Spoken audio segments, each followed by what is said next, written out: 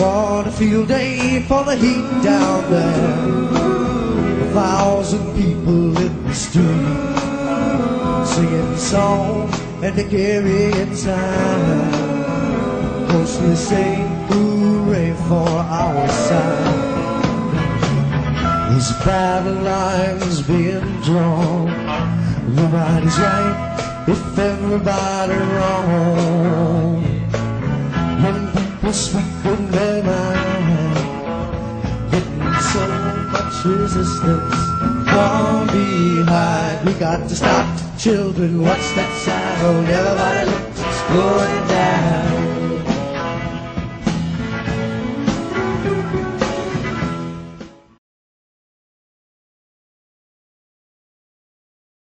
Hello, everyone. This is Lauren Steiner. Welcome to tonight's edition of The Robust Opposition.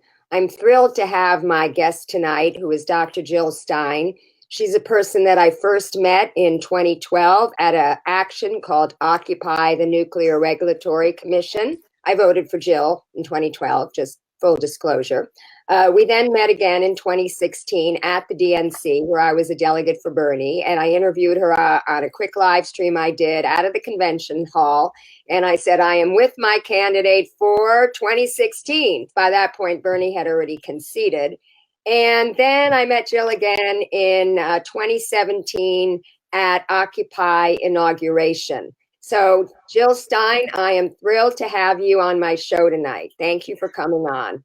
It's great to be here, Lauren, and it's great to be with you as a fellow traveler. And let's bring it on. Let's bring it on. First, we're going to humanize you, Jill, because too many people think of you as a Putin puppet. You've become a caricature out there, and I want people to know the real Jill Stein. Why don't you tell people a little bit about your background? Because you weren't always in politics. You were a practicing physician. I spent my real adult professional life practicing clinical medicine. Now I'm practicing political medicine because it's the mother of all illnesses, and we got to fix that political illness if we want to fix all the other things that are literally killing us.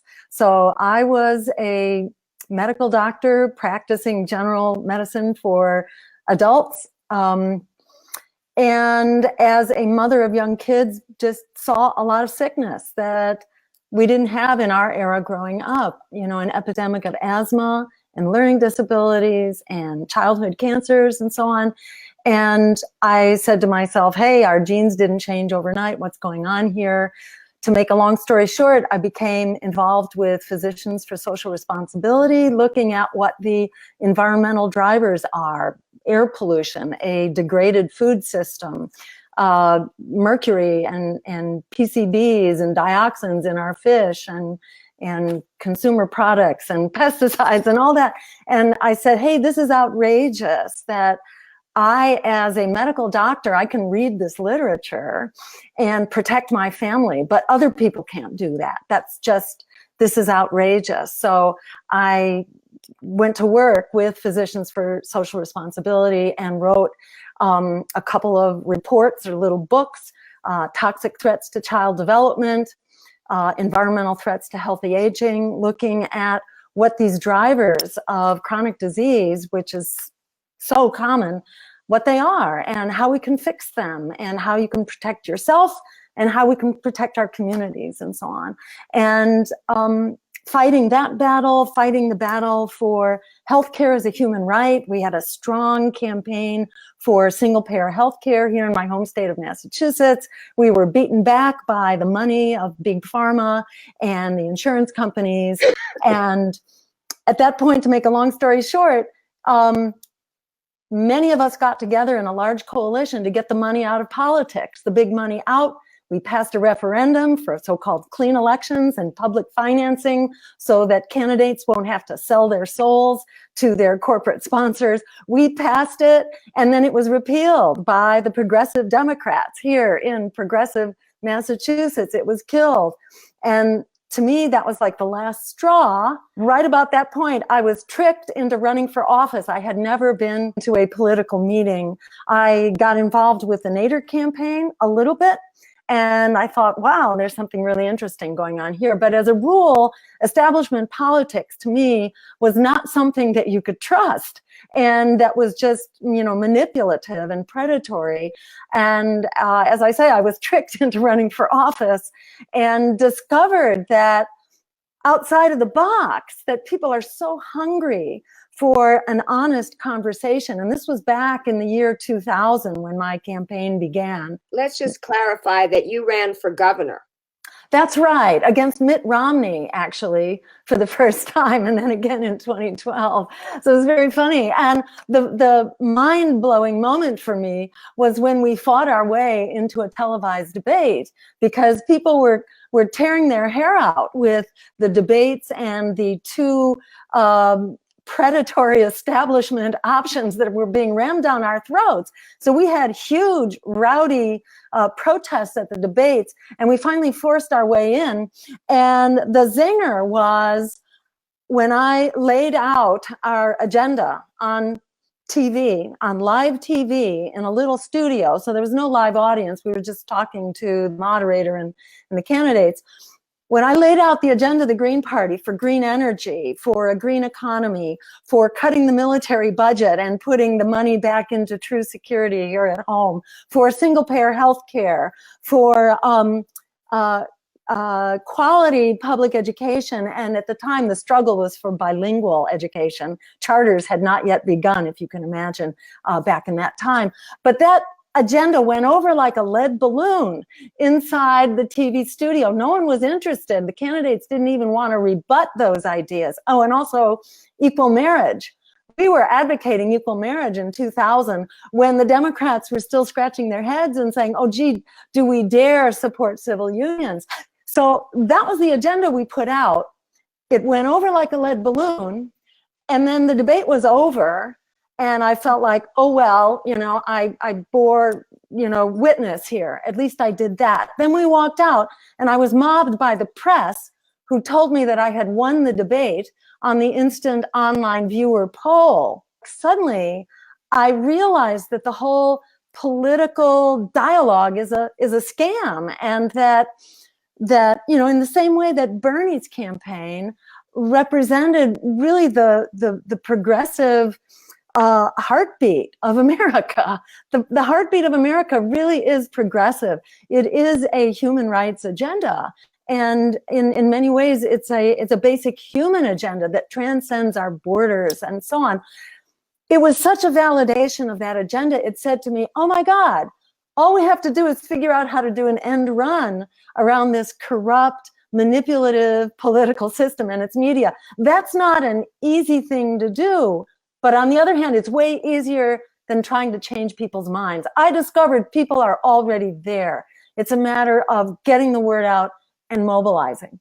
Well, how did you do in that election? I wound up getting somewhere around 2.5 or 3%, I think. In the polls, we had come up to like 5, 7, 9%. And then the smear campaign began, that a vote for Stein is a vote for Romney. And you can imagine where this was coming from. But the Democrats, began to conduct a massive fear campaign and a smear campaign, that I was a spoiler and that the ideas I was standing for didn't make any difference. And they dragged out all the living Kennedys and Clintons who paraded around Massachusetts to beat back the true progressive vote. They beat us back to like 2 or 3%. But to me, the vote was so really rigged by the system, the money pouring into it, the exclusionary debates, the biased coverage of media, and so on, that to me, it was an incredible moral victory that we were able to do that and that we were able to really test the waters. And of course, the minute that I tested those ideas in a debate, they took me out of the debates. It was clear that we were really going to give them a run for their money if they allowed us to be heard. It just opened the door to the incredible potential for change that's just waiting to be unleashed. Now, between 2000 and 2012, when you ran for president, did you try to run for any other local office in between? Yes. So the first thing I did was run for my local town assembly, so-called town meeting out here in Massachusetts. So I represented my district in the Lexington town meeting for about 5 years. People should know that I was the program director of Lexington Community Television. I lived there between 1980 and 1986. And that's very cool. I covered the town meetings, and my best friend from college is currently a Lexington town meeting member. So go on. Oh, that's really amazing. Well, town meeting was great, and I used the opportunity to do statewide organizing. So for example, we were able to beat back because I was a member of town meeting. I was privy to some of the maneuvers that were going on at the state level. There was an effort to privatize public lands and public properties, which had normally defaulted to local communities. And suddenly that right was being taken away, and they were being auctioned off to the highest bidder on short notice. So at any rate, we named it, we called it the fast track auction law. We gave this privatization effort a name, and we mobilized a statewide coalition to fight it. And we were successful. We kept beating it back, and they kept reintroducing it at the state level. But I was able to organize with local communities because I was a member of town meeting, and we were able to actually get our town unanimously in favor of stopping this, which was being promoted again by the pseudo-progressive Democrats who were saying, oh, we're going to put this property to good use, but they were putting it into corporate hands, I was encouraged to run by my state legislator to actually run. I was in the adjacent district because my town is split into two reps. So I ran for state rep and did, beat the Republican, came in second, did reasonably well. It's a difficult race to run because of the way my town is divided, and I was largely running in our competitor town. So it was not really a race that made sense to pursue because the playing field was very tilted against someone running from my town. We were just a fragment of the district. And after that, I ran for Secretary of the Commonwealth and did well in that race. Learned a lot about democracy issues and voting systems and so on. I ran again for governor, and then I was asked to run to represent the Green Party in the 2012 election. So you ran on the Green New Deal. In fact, I was looking for one of my buttons. The button, actually, your campaign button had Green New Deal on it. Tell us about why you decided to make that the centerpiece of your campaign. And also, what was your Green New Deal? Because on Wednesday, I'm going to be having Varshini Prakash, who's the founder of the Sunrise Movement. They're the ones that are helping AOC get Congress people to sign on to her proposal for a select committee for the Green New Deal. So I want to be able to compare and contrast the two proposals. The Green New Deal was the focus of our campaign because we're in an emergency situation, and it is a solution as big as the crisis bearing down on us right now. We have an economic crisis and an ecological crisis. They can only be fixed together. And working people and unions who have really been at the heart of our economy need to be leading the way. We need to be creating good jobs and union jobs, not just living wage, but secure wage jobs out of this, so that we're not offering people jobs in the gig economy, which is mostly what the renewable energy jobs are right now. They're largely gig economy and very insecure jobs and without benefits. So why would anyone in their right mind leave a fossil fuel job or a war industry job right now? Because they had good, solid jobs created at the time that those industries were getting up and running. So in order to bring working people into this, we really need to put working people in the leadership. You can make $120,000 a year working in an oil refinery. And also, like you said, these solar jobs right now, these solar installers, they're not making very much money. They're working for these independent contractors who are not keeping them on full time, who are not paying them benefits. So this does need to be something that the government supports. We can't depend on private industry. This will not be done by private industry because private industry is very invested in the equipment and the infrastructure that they've already created. They have access to a lot of fossil fuels, and if their obligation is to make a profit and to serve their investors, they do not have the ability. And I mean, the managers and the CEOs and the guys calling the shots, there's no way that they can do the right thing here. So, I mean, the bottom line is that we not only need an emergency transition and, the Green New Deal that the Greens created, way back in like 2008, calls for 100% clean renewables by 2030. It calls for transitioning our energy, our food, and our transportation system. It also calls for restoring our ecosystems, which are critical for sequestering carbon. And I think that's one difference between our plan and the AOC plan, is that we've also really outlined that ecological restoration is also a jobs creator, and it's absolutely critical. But we really underscore that, in addition to creating the right to a job, we need an entire economic bill of rights. We need healthcare as a human right. We need free education, including through college. We need affordable housing and accessible and affordable transportation.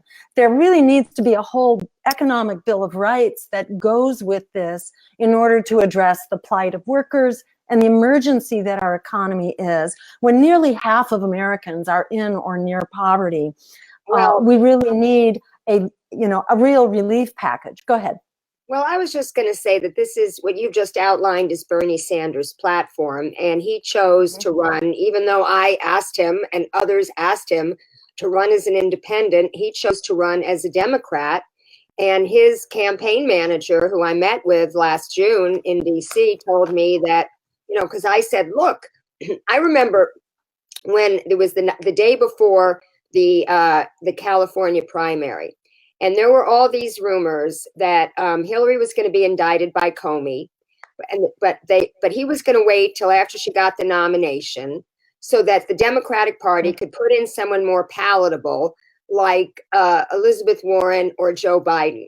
So I contacted Kevin Zeese, who you know very well. He's a Green Party person, and he was Nader's press secretary, and he wrote the definitive article on how Ralph Nader did not cost Al Gore the election. I got there an hour early so I could be in front in line.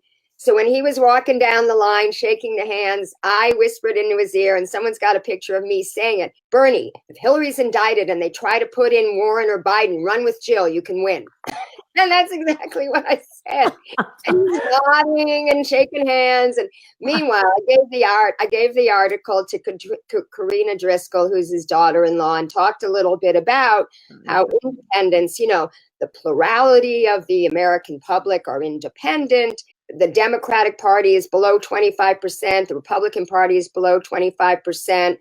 And so when I talked to Jeff Weaver, he said to me, look, you got to figure that at least half of the Democrats are going to go for Hillary. And of the independents, half of them are conservative.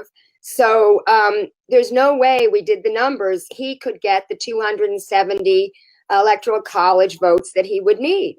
And that is the reason, not so much ideology, because we know that he doesn't like the Democratic Party. We know from his early statements about the Democratic Party, but simply for viability. And he really believes that third parties split elections. And he hasn't talked to Ralph Nader since 2000 because he believes that.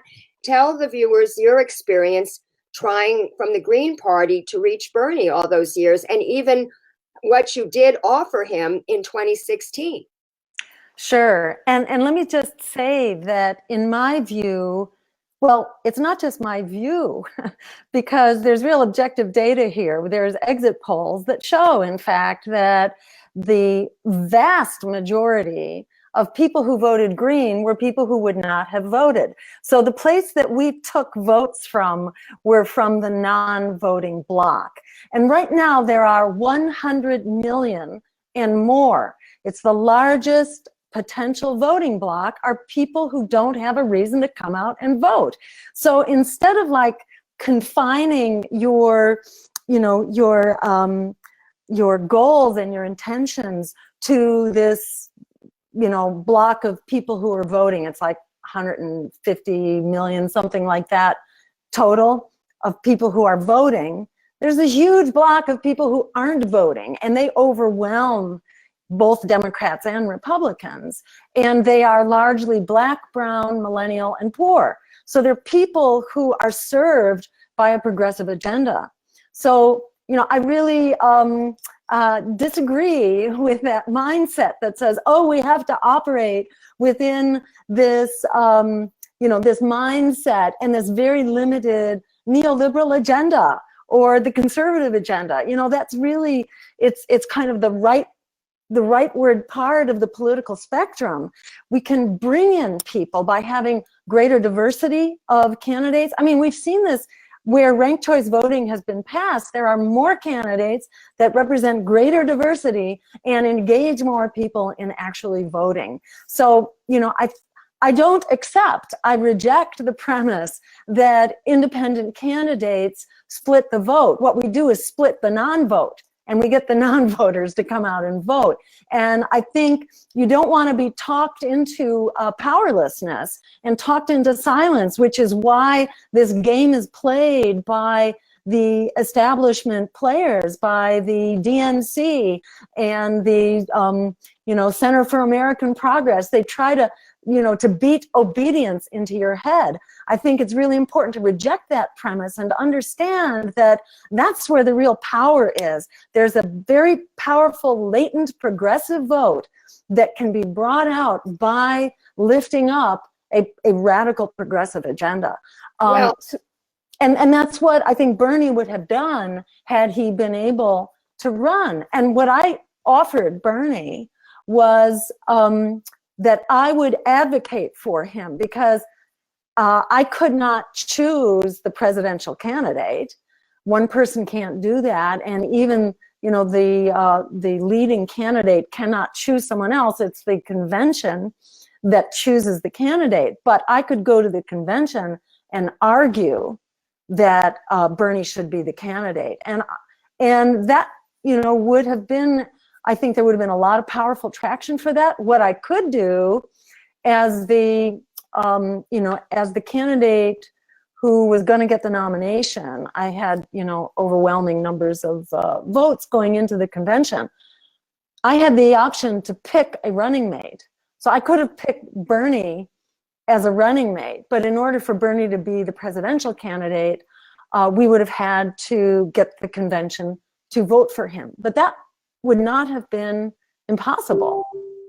It's very interesting talking about dividing the vote, because I've been looking on Twitter and everybody's calling Tulsi Gabbard the Jill Stein of 2020. And, part of that is, I think, they think she's a Russian asset, like they think you're a Russian asset. But part of it could be they think that you're going to split the vote. When a lot of these morons that are coming up with this are retweeting other morons that have said, the most famous one to have said it is David Frum, of course, and he's got quite a big following.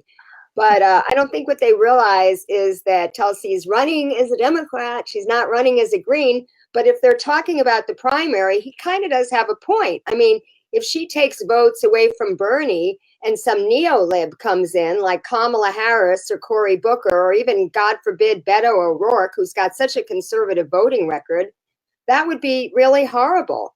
I mean, so I know your comment on this is going to be going back to ranked choice voting.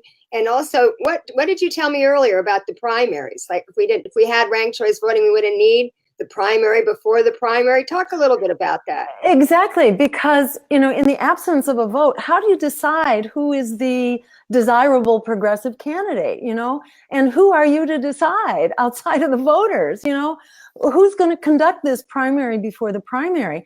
And I think it's dangerous to be talked into suppressing voters and suppressing candidates, and saying, no, we just want the good progressive and let there be no challenges to Bernie or to whoever. The stuff coming from the Democratic Party operatives, the DNC and the Center for American Progress and the Frums and the Neera Tandons and all that, it's totally voter suppression, and it's a completely political elitist point of view that votes belong to someone, to a certain candidate. Votes don't belong. I mean, that just smacks of the arrogance that is driving people out of the Democratic Party.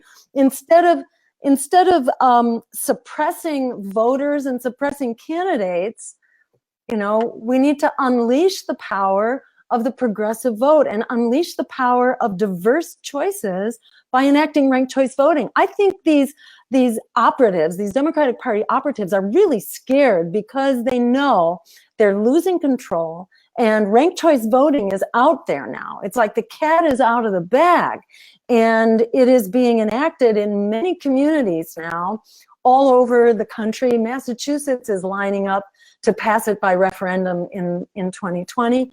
And it will make it very hard to inflict lesser evilism on thinking people anymore. It will be very hard to compel voters to be good little boys and girls, which is what the party leadership is trying to do, to tell you to be good little boys and girls. You can only vote for this candidate, whether it's a primary or whether it's a general. We need to be able to hear those choices. We not only need the choices on the ballot, we need open debates. It's not hard to figure out. It's not rocket science to figure out how we go about restoring a real democracy. Well, the problem is these are process issues. This and gerrymandering and Citizens United and campaign finance reform and all these sort of things are sort of wonkish issues that really do underlie everything. Election protection. These are not the things the American people are talking about. They're talking about healthcare. They're talking about housing. They're talking about education. And it's very hard to campaign on these kind of wonkish issues. I mean, the only thing you can do is get a progressive in there, I imagine, who supports these process issues and hope that, they can build, but Bernie never talks about it. Look, he was cheated. He was cheated by the DNC, and he never talked about the election fraud. I mean, when he started talking about Russian interference, I got crazy. I actually made a live stream in my car, and I titled it Bernie Sanders STFU. And you know what that stands for. And I swear to God, this live stream got 12,000 views, probably because the title was so incendiary. But it was like, oh my God, Bernie, not you too. But that's a really good segue into this Russia thing. So I need to ask you outright for the viewers, and look me in the eye now. Are you a Russian asset, Jill Stein? And if not, why did you go to Moscow to meet with Putin? By the way, on Twitter, they're substituting Tulsi Gabbard for you in that picture with Putin. It's unbelievable. Well, that is McCarthyism 2.0, and it is all about suppressing. I mean, to me, this is more evidence of the empire teetering at the brink that's very nervous about its future. And so we've seen this resurgence of McCarthyism, which is censorship. It is political repression of the political opposition and demonizing. I'm actually flattered that she's being considered my namesake. That's wonderful. I mean, in that she's a real anti-war candidate. And, that's the third component of McCarthyism, is that it's just unabashed warmongering, which is like mind-boggling that they're doing that. We have 2,000 nuclear weapons on hair trigger alert between us and the Russians. Isn't it really important for us to be talking to them? In the words of John Kennedy, we must not negotiate out of fear, but we must not fear to negotiate. Speaking of John Kennedy, people don't want to talk about the fact that Bobby Kennedy had a back channel to Russia during his campaign as well. Mm-hmm. But, you know, nobody says there was anything wrong with that. But Trump, on the other hand, whatever his back channel is, trust me, it's not talking about nuclear disarmament. It's talking about the next Trump hotel in Moscow. Yes, exactly. I want to separate out the issues of Trump's corruption, his obstruction of justice, and other illegal and unethical and unconstitutional things that he's doing. Watchdogging Russiagate for its abuse and its misuse and its overreaching into McCarthyism is really important. We shouldn't think that standing up to Trump means that we have to embrace these conspiracy theories and this overextension of the Russia investigations. And, you know, the Mueller and the other investigations were also supposed to be about related crimes and illegal activities. And, you know, that's what I'm interested in the Russiagate. I'm not finding Russian collusion here. I'm not finding smoking guns. And what you see are these just one after the other, these supposed bombshells that turn out to be, oops, nothing, but the retractions never actually get made. And there are so many false, outright lies that are being said about me, for example. Yeah.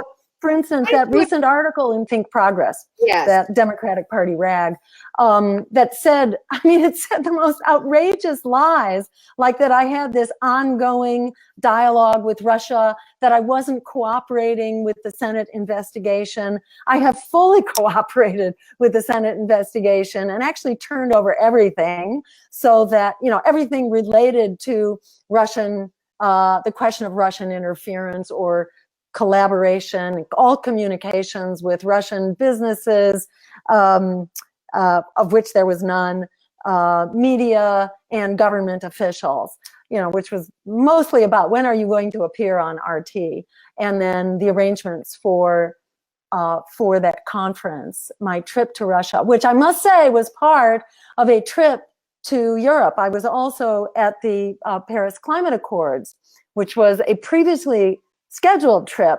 And then when I was invited to speak at the RT 10th anniversary, where there were going to be media from all over the world, there were going to be peace advocates from all over the US in particular, and it was an opportunity to meet dedicated peace activists, I jumped at the chance. And I had hoped to be able to challenge Putin, to be able to talk with Putin. And my 3 messages in this trip, where I not only sought to meet with Putin, but I actually met with Jeremy Corbyn in Paris, and I was able to meet with the deputy climate negotiator for China as well. And I was promoting our agenda. I ran for office for a reason, to promote a desperately needed set of critical policy solutions, including a global Green New Deal, to challenge, you know, Russia and Russia's economy, which is entirely dependent on fossil fuels, and they need to make a transition. You know, we should all be moving our money from military battles over fossil fuels and related energy resources.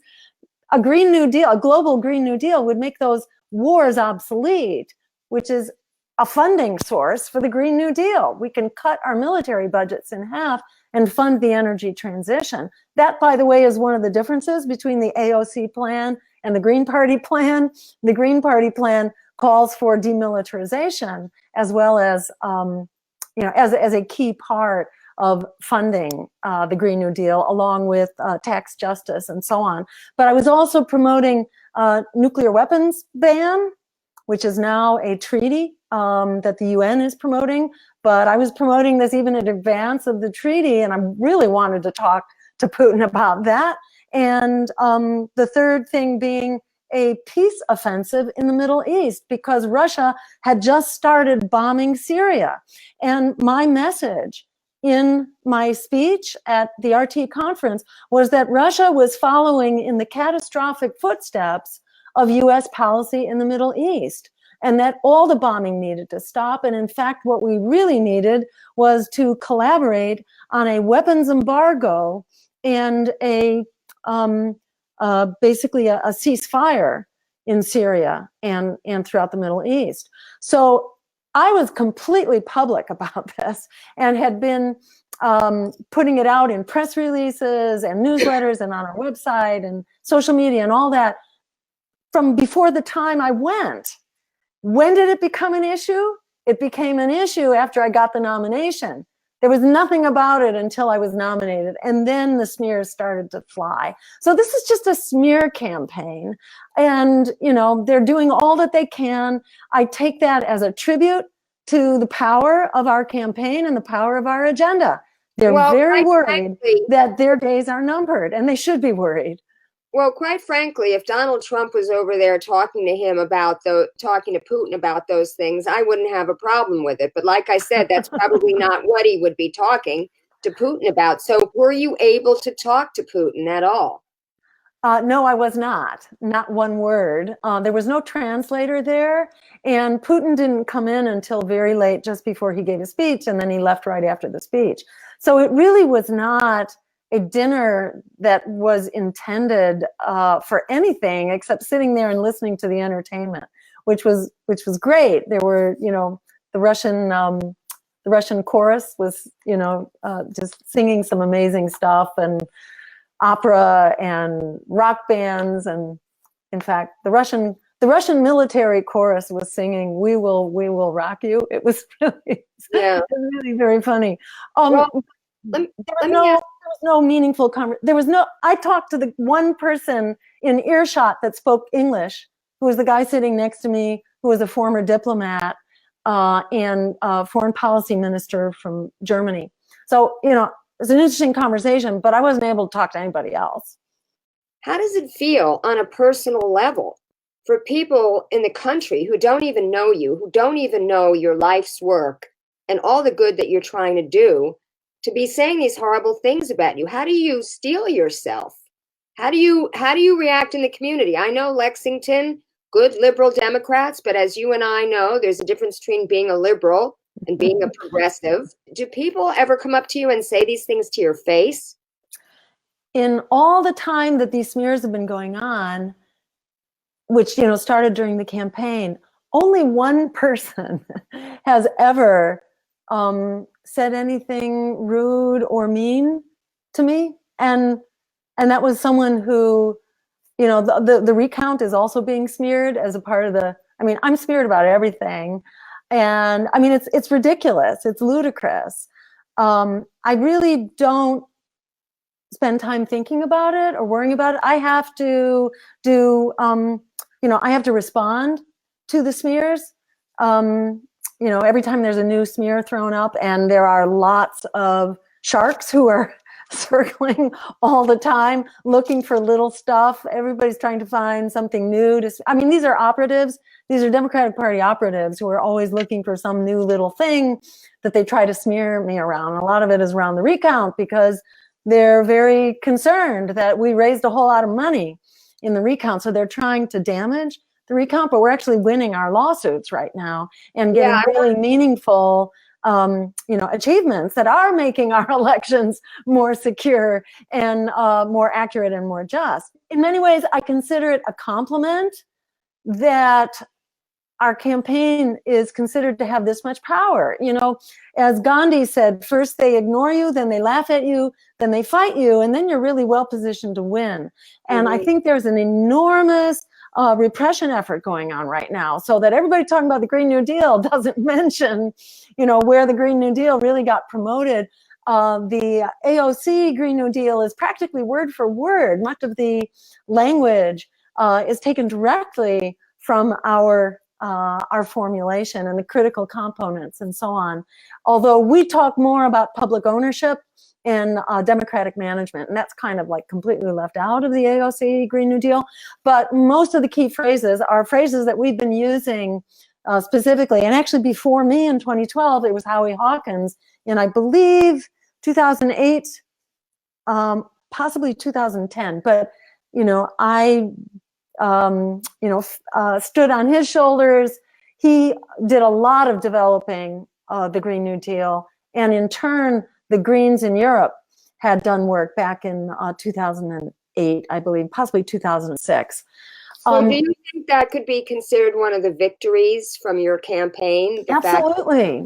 I mean, the Greens have charted the course here on single payer, on equal marriage. In fact, one of the Green mayors, and there are Greens, by the way, in office at the local and municipal level. This is another one of the smears. Oh, you Greens, you know, you only run for president. Well, no, actually, it's just the critics who only pay attention and try to suppress us, you know, so that we're not seen and heard. But at the local level, we have, you know, scores who are in office. We just ran some 250 some candidates for local office, largely local office, a couple congressional candidates, but mostly local office, and about 10 or 20% were elected or re-elected for, you know, for mayors, for city council, for school committees, for water boards, library committees, etc. Greens are doing the work and are running. That's like a total smear. But you don't have any Greens in any of the state legislatures or in Congress, is that correct? We do have a handful of Greens in state legislatures, and I think there were 2 in Maine, and I think they termed out, so I don't believe they ran again for election. And I'm not aware that there are Greens in state legislatures right now, so it's mostly at the municipal level. Okay, well, I want to talk about the other thing they say, which is that you don't do anything between elections. And after the 2016 election, you started these 3 recounts in 3 states. And there was some criticism even within the Green Party about that. So why don't you talk about why you decided to challenge these 3 contests, how you picked these 3 states, why you used Hillary's lawyer, for example, which was a criticism. Some people were saying you should have challenged states where she won. Why did you just challenge the states that she lost? Why did you decide to do it? How did you pick these states? Why did you use her lawyer? I had run for Secretary of State back in 2008, and here in my home state of Massachusetts, and learned about black box voting and learned about electronic voting machines and how they are really a setup for tampering, for hacking, for malfeasance of all sorts, and for human error. And at the time, I committed that to myself that if I ever had an opportunity to actually do a hand count, and find out whether there was waste, fraud, and abuse going on within these voting machines, I would do that. And then, you know, the Green Party has a history of actually, you know, challenging the vote and doing recounts in Ohio and also in Florida. Greens have been involved. It's part of our agenda. It's part of our platform. It's motherhood and apple pie. This particular time, there was actually a personal fight going on. You know, this is just sort of like the dirty laundry between one member of my campaign and then one of the critics, who I think was really, in many ways, just trying to play out a personal vendetta between my campaign manager and himself that seemed to generate the attack on the recount inside the Green Party. But I think most Greens now have really come to see that this was really critical, that this, I don't know what the criticism was actually. It was some kind of fantasy that, oh, we were caving to become Democrats, you know, or we were doing Hillary Clinton a favor, which was preposterous. You know, the 3 states had not all been decided. It wasn't clear whether they were going Democrat or Republican. So it's not like we chose 3 Democratic states. I think it was Michigan at the time that was still unsettled as to which way it was going to go. 200 members, the Green Party signed the statement. And those weren't all members of the Green Party. A lot of those were just progressives, people in the progressive community. Oh, because yeah. I think the main point was that there was no Democratic decision that that's what the Green Party would do. There never was, it's not something that the party does. The candidates Okay. Candidates have the legal authority. The party does not. The party is not does not have standing to challenge. And in the past, it was never a party decision. It takes the Green Party a while to make a decision. We're a very diffuse and participatory body. So there's no way that it could have been done. That same answer would answer her first objection, which was there's better uses for that money. Well, the money was, nothing else would have raised that money. So that money would not have been there. And, you know, that was an opportunity we had to do a recount, not to like suddenly have $7 million and decide what we were going to do with it. There was enormous, you know, pain and anguish and distrust about that election. Even before the votes were cast, you know, people were tearing their hair out about our political system and the many ways in which it is untrustworthy. And people jumped at the option to validate the vote and find out if it was reliable. And what were the results? So, and about the lawyer, the attorney, so we engaged a New York firm that excels in election law. That's who we hired. They had to manage so many lawsuits. It wasn't just like 3 lawsuits in 3 states, because the Republicans largely were just throwing down the gauntlet. They were pulling out every tool in their kit to try to stop the recount from going forward. They were terrified of the recount. So they had lawsuits, and then we had counter lawsuits, and then they had counter lawsuits. I mean, we had like 9 lawsuits going on at one time. So in each state, there were attorneys. And so I had nothing to do with the legal decisions. We were being advised by a group of election integrity experts who had come to me and proposed. They had tried to get Clinton to be their candidate with standing. And shamefully, the Democratic Party would not stand up, probably because they were aware that they could be challenged at the primary level themselves. So they were not willing to stand up for election integrity. So that's how it came to happen. We had to get 3 states in which there were narrow margins. Unfortunately, the states where Clinton won were largely not narrow margin states. There were several criteria that had to be fulfilled.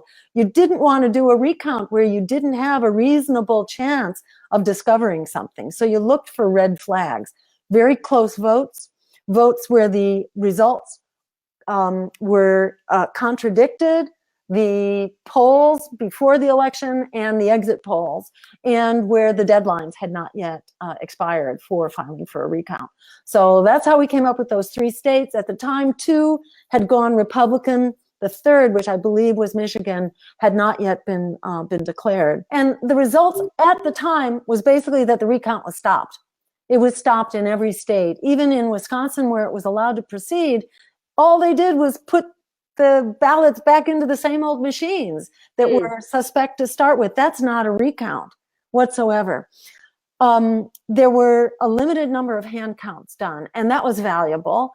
From doing the hand counts, we were able to identify certain voting machines that were malfunctioning. Also doing the recount highlighted the fact that poor communities, largely of color communities, had substandard equipment that failed on election day. So we were able to lift up that many Detroit voters, thousands of Detroit voters, were basically denied a vote by malfunction of their optical scanners. So we were able to discover, against all odds, we were able to discover flaws in the system by the limited piece of recount that went forward. But in the lawsuits that we have been pursuing since then, we have achieved a requirement. We've really raised the bar for election integrity all over the country. The entire state of Pennsylvania had to settle with us. And that settlement meant that they have to get rid of their electronic voting machines, their touch screens. So they're getting rid of them, they're moving to paper ballots, and they are implementing rigorous so-called risk limiting audits. That means that there will be an audit after every election, and that audit will entail a hand count of paper ballots. So this is like great news for election integrity, and it sets a standard that can be used to fight to raise the bar all over the country. We are now in Wisconsin, where we are on the verge. We've just won legal approval to go forward, and we've just won our fight to end a gag rule that the voting machine companies were trying to gag us about the results of our findings.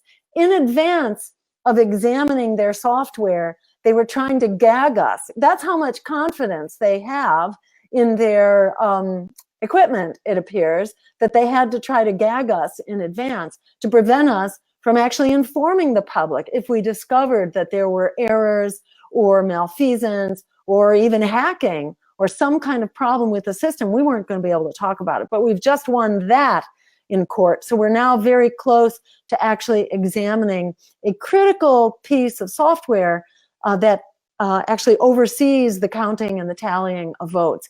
And what goes down in Wisconsin, again, will go down all over the country. So this is another opportunity to get a window in on our voting system. This kind of scrutiny should not be, you shouldn't have to go to court to get it. This should be built in, and we should just be rid of all black box voting machines entirely and have paper ballots and audits as a fundamental right. Well, let me ask you about that, because that's what Tim Canova is calling for. And I think you know what happened to him with Brenda Snipes. And the fact that that woman is actually trying to get her old job back is beyond belief, beyond belief. Wow. He thinks that we need to go back to having hand-counted ballots counted in the precincts the way they do it in every other country. Now, what we're doing in Los Angeles is we're going to these voting centers.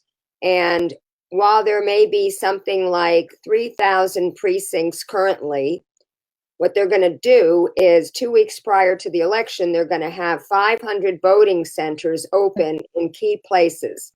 And it's going to be open for 2 weeks. And then in 1 week before, they're going to have another 500. So 1,000 voting centers open for a week. And so if you live in Santa Monica, but you work downtown, you can use a voting center downtown. And the software, that what they're using is, it's a touch screen for easily marking your ballot, but it generates a paper ballot. And the software is open source and it's owned by the county. Do you think that a system like that is okay if those parameters are met? Or do you agree with Tim that we need to go back to handwritten ballots counted by hand in the precincts? Paper ballots, which are counted by optical scanners, where there is an audit with a hand count. So that, in other words, you're sampling the scanned ballots and ensuring that that's a hand count that validates the vote tally. That seems to be a happy medium right now. And I'm, personally, I'm content with that, provided that there's also a good chain of custody for the votes. And that was where Tim especially got screwed. Yeah. He cites evidence that the chain of custody was broken and that there's not really a chain of custody to speak of in Florida. We don't solve this all at once. And in the same way, the issue is not just counting the votes. The issues are also voter suppression. The issue is money in politics. The issue is open debates. There are many links in the chain of a meaningful election, and an election that has integrity, and a democracy that's working. In my view, we need a citizens commission for election protection and voting justice, so that we can get a system that is firing on all cylinders, because it's nuts for us to perfect one link in the chain and then ignore all the other links. And right now we're at a moment that all the links are really shaky and need a lot of attention and a lot of adjustment. Right now they talk about a bipartisan commission. Bipartisan, my foot, most people are not partisan. We need a nonpartisan citizens commission, or a nonpartisan and multi-partisan citizens commission, to ensure that we are firing on all cylinders here. Yeah, well, that's what we did in California. We had a citizens commission that was in charge of redistricting, and Common Cause was pushing that. And it resulted in the top two primary, with Democrats taking out Democrats. And there's problems with that too. But I have a couple more questions to ask you about this election thing before we wrap up. And that is an article in the Daily Beast. Of course, you know that the Daily Beast has Chelsea Clinton on the board. Anytime I see anything there, I'm thinking, oh, this has got to be a smear. But they did say that they did an investigation and they felt that you were violating campaign finance laws by keeping your finances hidden. And then a month later, they said, oh, she released the finances. This is about how you spent the money that you raised. And that it went to staff and attorneys' fees and the people you were paying, like David Cobb, you paid him $5,000 a month, whereas during the campaign, you were only paying him $3,000 a month. And they got into that kind of detail. And they said also that you had raised $7.3 million for the recount, and you told people that they could vote on how to spend the leftover money. And at that point, there still had yet to be a vote. So how do you want to address those two issues of what you spent the money on and when there's going to be a vote? How much money is left? Are you still spending it? And is there going to be a vote? So we are still in litigation. We've just won another stage of the Wisconsin suit, but it may be appealed, and we expect to have to defend the decision. So we're pretty much in ongoing litigation right now. And then once we have fought back the appeals, and we're pretty confident that we will prevail in court, but it could take another 6 months, 9 months to do that. And then we have to first get down to conducting the investigation. So this software has been in escrow, so it's been protected, and it's still there waiting to be inspected. And that could also take months. So we're a ways away. We still have, substantial resources. Over $1 million is left. But, we cannot give that money away for other good causes related to election protection and voting justice. We can't give it away because our first priority here, our commitment, is to the recount. And what about the salaries that are in excess of what they were? That's, they seem to have trouble interpreting the disclosures on the FEC site. So everything is on the FEC site. They can see exactly, down to the penny, how the money is being spent. And, we are in an audit. Every time a campaign accepts public funding, you go through an audit, which can last a year or 2 years and longer. So we're still in an audit. When you're in an audit, you have to reclassify your expenditures according to the feedback. And if you do that, if you reclassify and you don't have the fancy, expensive, state-of-the-art software, the FEC initially will read that as a late filing. So we have a lot of late filings because we're in an audit and numbers are still being shuffled. But we've been through this before. In 2012, it was the same thing. We had all kinds of late filings for which we were fined, and the fines were later basically rescinded. What's that? Oh, the salaries are not different from what they were during the campaign.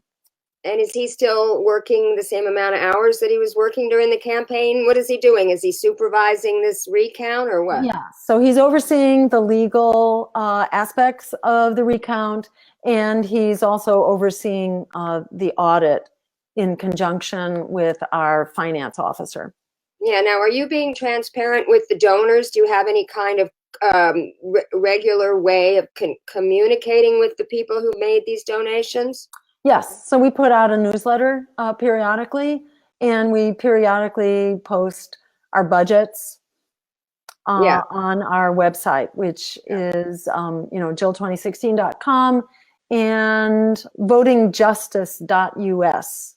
Okay, I've got two more questions for you. One is a personal peeve that I had during the campaign. And again, it came out in the Daily Beast, and it was about your investments.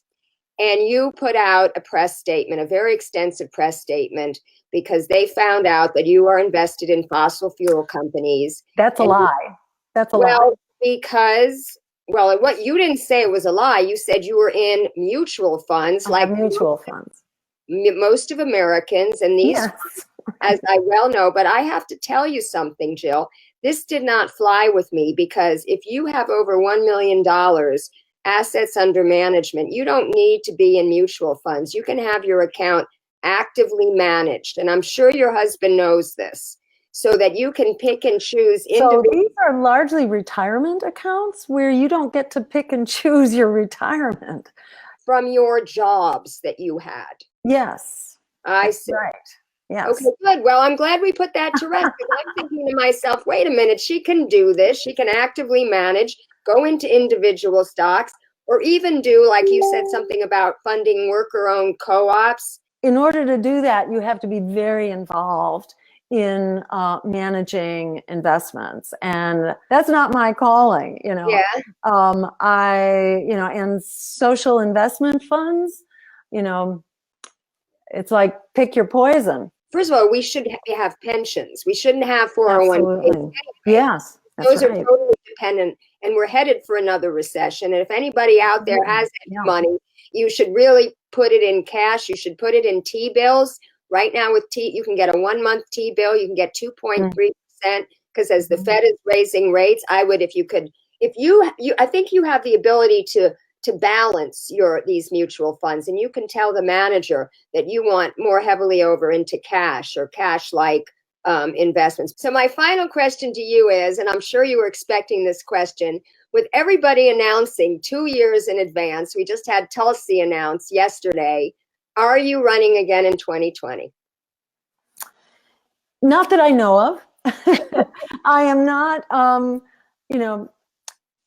I think it's good for the torch to be passed around. I think running 3 times representing the Green Party is not such a healthy thing for the party. And I personally am really interested in promoting ranked choice voting. I would like to see our votes liberated. Yeah. And I think that running for elections is much more meaningful. I don't want a symbolic run. I'm really interested in winning office. And, whether I were to run for state rep or Congress, I think those are much more likely options, but even that I'm not so interested in doing because the vote is incredibly constrained right now. We need to liberate our vote in order to have meaningful votes. So I'm a little more focused right now on pulling our voting system back together and moving forward with these recount lawsuits, beating back electronic voting, getting paper ballots and good audits, and above all, getting ranked choice voting and establishing inclusive debates so that voters not only have a right to vote, but voters have a right to know who they can vote for. Great. Well, listen, I want to thank you for taking the time to be with me tonight. I want to thank you on behalf of the American public for your contribution to our democracy, and for all those people who want a choice to the corporate duopoly. Thank you for your service, Jill, and thank you for being on my show. Thanks, Lauren. Really great to talk with you, and I trust we'll be fighting together for a long time to come. All right, good night. Wednesday night, as I mentioned earlier, I'll be interviewing Varshini Prakash, who's the founder of the Sunrise Movement. On Friday, it's going to be my pleasure to have Mike Figueredo of the Humanist Report. I love him because he's featured some of my congressmen's town hall, and I make them answer questions about signing on to HR 676, the single payer bill. So he featured that on my show, and he actually called up Brad Sherman's office. He showed my clip from my video and called his office and said, you know, to sign this, and eventually he did. So that's what it's going to take, folks. It's going to take activists on the ground working with our progressive media to highlight what activists on the ground do. And that's what my show, The Robust Opposition, is all about. And I don't have a Patreon account. You know, if this were Aggressive Progressives, Jimmy Dore's show, which I guested on last week, they put the first half hour out for free and the second hour is behind a paywall. I don't do that. All I ask is that you share my show, because Facebook keeps putting me in Facebook jail and I can't share my show. So I'm interviewing a lot of great guests. Pramila Jayapal, who is the co-chair of the Progressive Caucus, has agreed to come on my show. I've just got to get her 2 aides to email me back with some good times. And I've got a show coming up on the New Belt Road, which is, do we have to fear China? That's the new enemy after Russia. And that's really what the TPP was all about, and the pivot to Asia. I've got a show coming up on the 40th anniversary of 3 Mile Island. And my friend who's a nuclear activist, Libby Halevi, wrote a book on it. And also I'm trying to get Dr. Heidi Huttner from the Coalition Against Nukes, who's trying to do a documentary on it. So I got a lot of great shows. If you are first seeing me for the first time, please follow me here on Facebook. Follow me on Twitter, Lauren_Steiner. Subscribe to my YouTube channel. And most of all, keep fighting.